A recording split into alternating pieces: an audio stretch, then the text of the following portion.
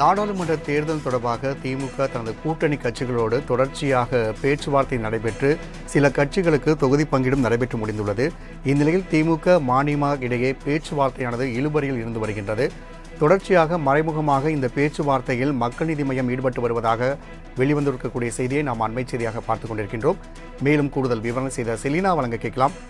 Selena, தொடர்ச்சியாக திமுக மநீம இடையான இந்த பேச்சுவார்த்தையானது இழுபறியிலே இருக்கின்றது. இந்த தேர்தல் தொகுதி பங்கீட்டு குழுவினரோடு மக்கள் நீதி மய்யம் சார்பாக பேச்சுவார்த்தை ஏதும் தற்பொழுது நடைபெற்று வருகிறதா? கூடுதல் விவரங்கள்.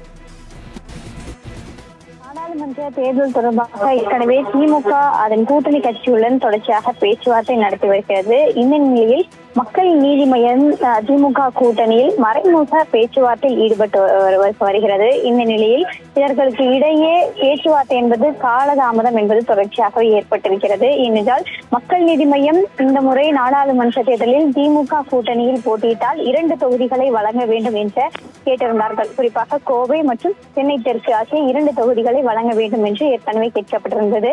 இந்த நிலையில் திமுக சார்பில் ஒரு தொகுதி, அதாவது கோவை தொகுதியை வழங்குவதற்காக திட்டம் என்பது போடப்பட்டிருந்தார்கள்.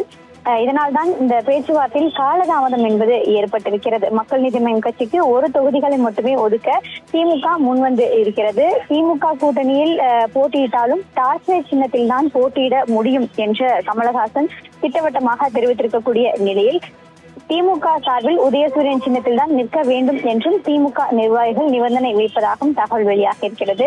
இதனால் திமுக மக்கள் நீதி மய்யம் கூட்டணி பேச்சுவார்த்தையில் காலதாமதம் தொடர்ச்சியாக நீடித்து வருகிறது. ஏற்கனவே அவர் வெளிநாடு படப்பிடிப்புக்காக செல்ல இருந்த நிலையில் இந்த கூட்டணி பேச்சுவார்த்தை இழுபறியில் இருந்தனால்தான் அவர் வெளிநாடு பயணத்தை ரத்து செய்து இந்த கூட்டணி பேச்சுவார்த்தை நிறைவு செய்வதற்காக ஷூட்டிங்காக வெளிநாடு செய்வதாக தெரிவித்திருந்தார்கள். இந்த நிலையில் ஒரு தொகுதியை மட்டுமே ஒதுக்க வேண்டும் என திமுக முன்வந்திருக்கக்கூடிய நிலையில் மக்கள் நீதி மய்யம் தரப்பில் ஒரு மக்களவை தொகுதியும் ஒரு மாநிலங்களவை தொகுதியும் கேட்கப்பட்டிருப்பதாக தகவல் வெளியாகி இருக்கு.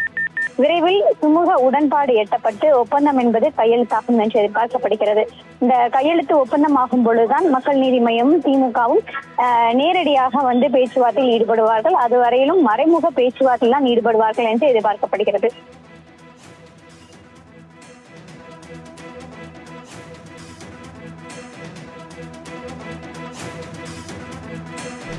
செலினா, தகவலுக்கு நன்றி.